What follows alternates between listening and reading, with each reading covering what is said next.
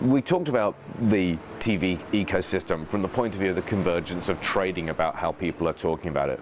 We need to talk a little bit about how it converges from a device point of view.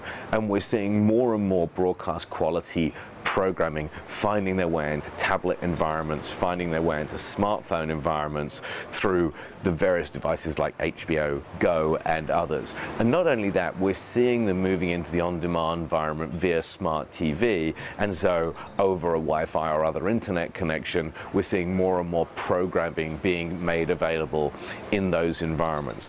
And I think one of the things we saw at CES today was an increasing evolution of those interfaces and capabilities, and also the first moves towards a more elegant navigation system to help people surface that content in a smart TV environment.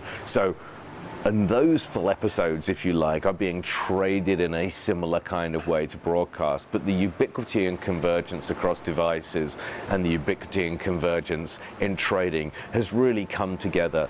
And those devices, as well as stuff like Xbox and so forth, are moving into significant enough distribution to create a very big change. So that's TV quality content. There's a layer below that. And I hesitate to use the word below, because some people actually have this as their prime form of content. And when you think about that, you think principally about the original channels that are being developed by YouTube.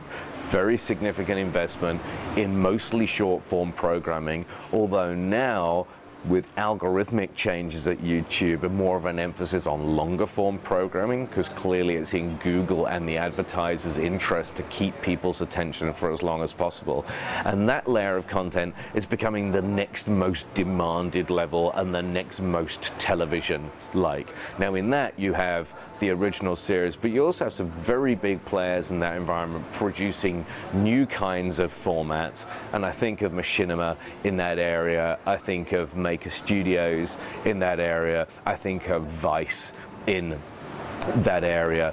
And I think what's happening is that these people are producing a very, very, very strong TV or video-like asset, particularly for 18 to 24-year-olds, who of course are becoming more and more elusive for the traditional television ecosystem to get. And I think that's changing a little bit of behavior on the client and the buyer side, in that you used to spend a lot of money pursuing what we call light TV viewers on TV.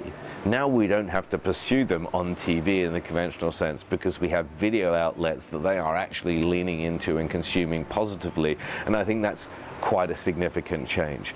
So the marketplace, if you like, is being dominated in those areas. The next level of video is the video that the new manifestations of the major media companies are doing. So when NBC delivers news online, or ESPN delivers video on ESPN.com, or the New York Times and the Washington Post get into the video business, there's a new category of almost always short form news, clips, shorts, and so forth.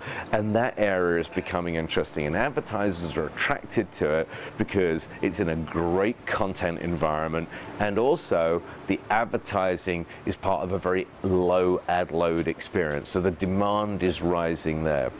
And after that, you start moving to the long tail of video, which is the rest of YouTube and many other platforms, which tends to be, if you like, prosumer produced video and direct user generated video. And the video in that environment is tending to be bought programmatically, and is tending to be bought not discriminated by its content, but discriminated by the quality of the performance. And so we're saying, rather than use our judgment to decide what the right content is, use the consumer's behavior and what we know about the consumer's behavior to do that.